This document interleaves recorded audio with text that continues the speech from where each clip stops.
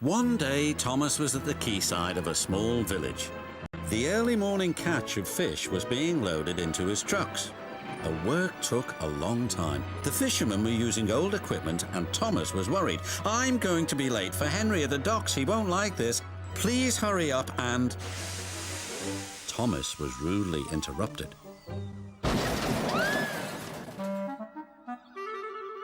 His driver and fireman laughed. "Phew," sniffed Thomas. "What a pong!" He was glad when they were speeding along the beautiful coastal run.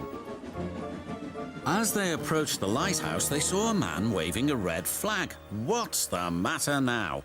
"High tides are damaging the track," reported the man. "I've marked the spot." "We'll go and inspect," said the driver.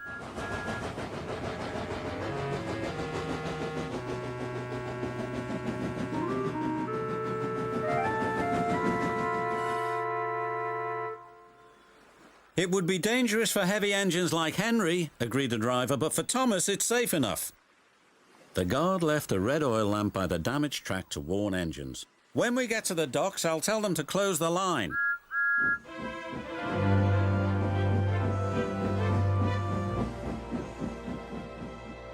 Henry was waiting anxiously for Thomas's trucks.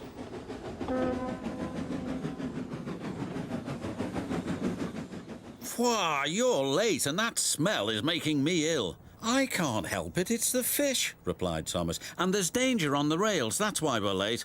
"Huh, you're the only danger on the rails, Thomas. Now stop wasting time and get your trucks hitched to my train." Thomas's driver and fireman were in the yardmaster's office when they heard Henry's whistle. There he was, steaming out of the station with his long, heavy train called the Flying Kipper. "What route is Henry taking tonight?" asked the driver. "The coastal run, it's the quickest." "But I told you, that's dangerous for a big engine like Henry." The yardmaster quickly phoned the signalman. Henry roared past the signal box. "I'll soon make up for lost time." The signalman was answering the telephone but couldn't hear the warning. By the time he did, Henry was far away in a cloud of steam. But when Henry reached the coastal track, his hopes for a fast run were dashed. Fog floated everywhere. "I can't see," cried Henry. Nor could his driver.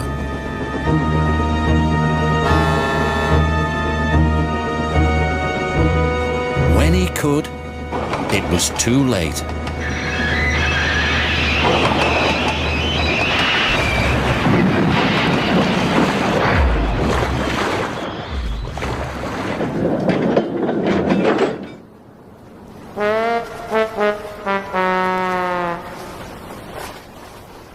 As soon as the tide was high enough, Henry was craned out of the water. "Engines don't swim, Henry. You were meant to deliver fish, not swim with them," said the fat controller. "You should know that by now." "Yes, sir. I'm sorry, sir." When Henry arrived at the docks, Cranky the crane looked down at him disdainfully. My, Henry, I expect you'll have some fishy tales to tell, but take my advice, have a long hose down first." "Pah!" hissed Henry, but there was worse to come. "Look," said a child, "they've caught all this fish and a green whale too. It's not a whale, it's a monster." Henry was most upset.